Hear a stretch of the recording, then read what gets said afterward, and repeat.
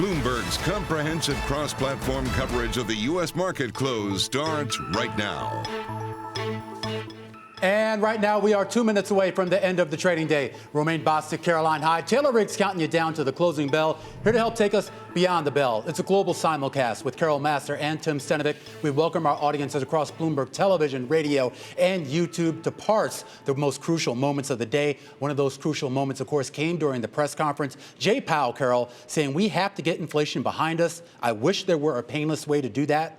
There isn't. Yeah, I thought Lisa Bramlett, it's part of our surveillance team, really hit it right, that the Fed is showing, Jay Powell and company are showing that they will do whatever they have to do, and that means whatever economic pain they have to cause in order to get inflation down. There is it, folks. If you're looking for a message from the Fed, as Romaine said, that's it. But I'm a little puzzled by the equity trade today and why we didn't see stocks move lower until after the Fed chair was done speaking. I mean, what happened in the last 30 minutes that caused this sell-off? And we saw a sell-off right at 2 p.m., but then stocks climbed after the Fed chair started speaking and people started going through those minutes. What happened in the last 30 minutes? I think Richard Clarida said it best. Talk to me tomorrow once the equity market has had some time to settle, Caroline. Way too much going into sort of the intraday moves of what's going on. We talk about the lows of the session. Let's talk about tomorrow when we sort of settle out here. I really like some of the comments when we're thinking about a terminal rate, a lot higher than where we thought that terminal rate was, Caroline, going back in June. Or maybe it's the post-match analysis that starts to change the tune. Maybe it is a Seema Shah over at Principal Global Investors who says soft landing is now almost off the question.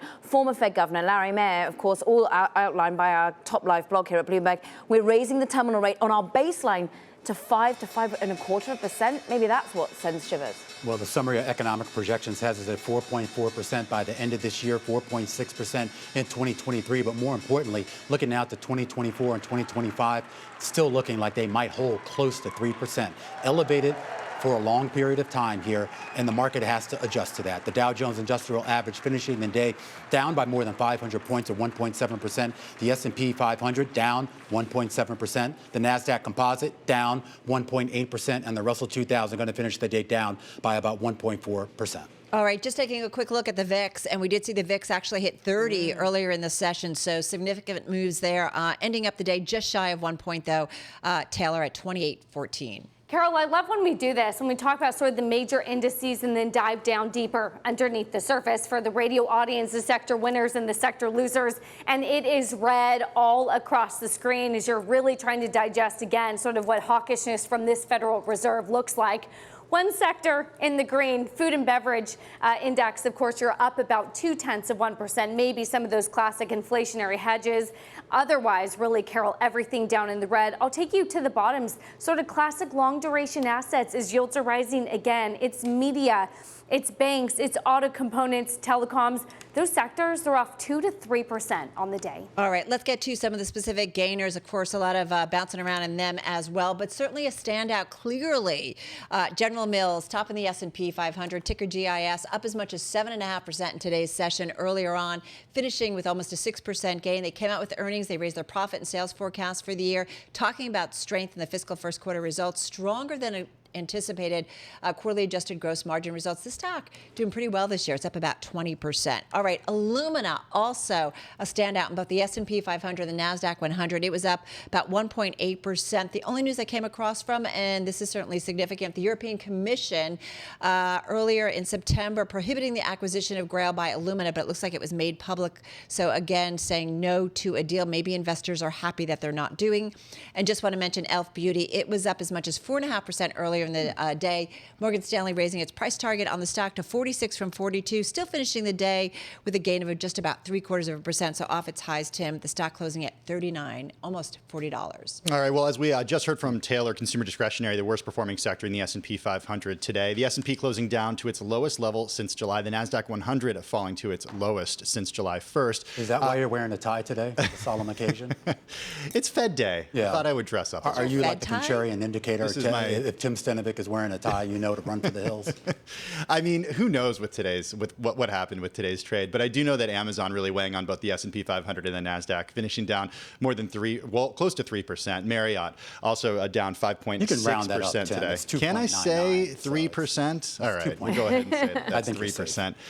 But speaking of Marriott, those travel-exposed stocks, we're talking airlines, cruise operators, hotels.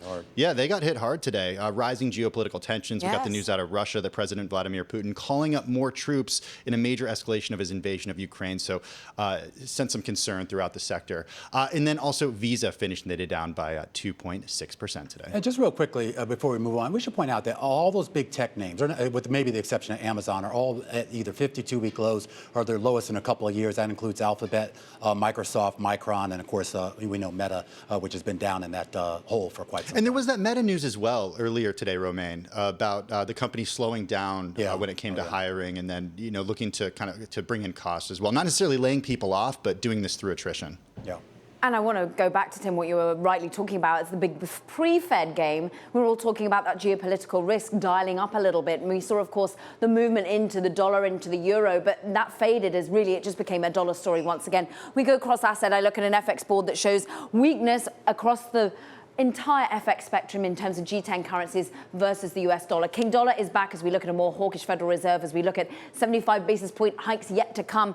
Danish krone off by 1.3%, the euro weakening by 1.3%. Important to keep an eye on the British pound because it is the Bank of England that comes up tomorrow. Bank of England weakening by 0.9% in terms of the Great British Pound. And indeed, we see, of course, the Bank of Japan that's in the line of fire. We think about what they do on Friday. Of course, they were busy buying up their bonds. We saw that overall the Japanese yields sort of unmoved by the fact that the Japanese have been spending about $9 billion trying to buy up their debt to steady some of those yield moves. We see commodities market that is, again, worrying more about a slowdown, a global slowdown, than it is perhaps that geopolitical tension. In the oil market, WTI crude actually falls 0.8%, even though we get that rhetoric coming from President Putin. Brent crude down by some 0.6%. And the bond market, I referenced the Japanese bond market a little bit, but a mixed bag, really, maybe a flight to safety in Europe happening with German yields and indeed Dutch yields coming down a little bit, Taylor. We see similar story, Caroline, on the long end of the yield curve here. Today, it is a story of inversion, the most inverted on 2s10s. I do this for Romaine since April of 2000. As yields are up 8 basis points on the 2-year, finally getting back above 4%, some of the first times we've even seen that since about 2007. And again, 8 basis points lower in yield on the 30-year yield as we think about that further inversion, peak hawkishness on the front end, and lower growth, lower inflation expectations on the horizon. Of course, we're hearing a lot about that given today, given the comments from Jay Powell. Take a listen to some of his key takeaways. My colleagues and I are strongly committed to bringing inflation back down to our 2% goal. At today's meeting, the committee raised the target range for the federal funds rate by 0.75 percentage point, bringing the target range to 3 to 3.25%. And there will very likely be some softening of labor market conditions.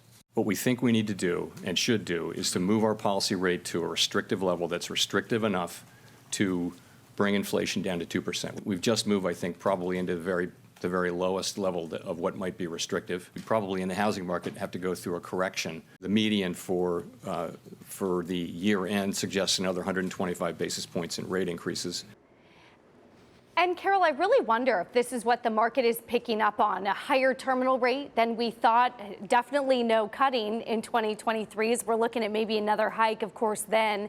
But really hinting about some of that lower growth and lower inflation on the horizon that is going to be necessary to get inflation under control. Right. The Fed is, showing that it's willing to do that, although he didn't, I don't know how many times, or did he even use the word recession, and just got kind of close to it. So I do wonder about that. Right, McKee trying to push in that. Yeah, exactly, right? Yeah, we didn't quite get there, did we? Well, he did address it. I mean, and this is his quote. He says, no one knows whether this process will lead to a recession or how significant that recession will be. So that's two uses of the word recession. He didn't actually answer the question, but he did mention it, and I think it's the elephant in the room. And I thought the idea that he sort of walked back the idea of a soft landing, at least in a way that only the Fed can sort of walk something back. But the idea that he seems to now be sort of factoring in the possibility that we are in for some real economic pain, but he seems to be okay with that as long as the objective of pulling down inflation is achieved. You know, one part of his press conference today that really stuck out to me was when he talked about all the different economic indicators that we talk about each and every day, showing that the economy has slowed, right? The growth of consumer spending has slowed. Activity in the housing sector has weakened significantly. Weaker economic growth abroad has constrained exports. But then there's the labor market. And it continues to be out of balance. He said the labor force participation rate showed a welcome uptick in August, but he still sees that imbalance between the number of jobs available and the number of people who are going out to look for them. And I wonder, how long is it going to take for the lowest level of a restrictive rate to start to go through to the labor market, so we're not seeing hundreds of thousands of new jobs added to the economy every month? Well, already we're hearing the rhetoric coming from companies, whether it be just in the micro, but drip, drip, drip, we get company after company slowing hiring or indeed starting to do layoffs. At what point does that start to filter into some of the economic data that we look at? But certainly it does feel that the sentiment from the CEO perspective has shifted. Yeah, and interesting to see that ultimately we ended with equity lows, but we also saw the yields kind of back off their highs. So interesting to see that trade dynamic, and that's how we closed up on this highs Fed are the Wednesday. intraday. But just real quickly, to Powell's point on the recession, he did say that if he can get inflation down, that in and of itself could help us avoid a recession. If and buts or candy nuts, we'd all have fun. Well, that's all we got with the Fed. That's all we got. That's all we got. All right, guys, that's a wrap for our cross-platform coverage on radio, TV, and YouTube. Beyond the Bell on a very busy Fed Wednesday. We will see you same time, same place tomorrow.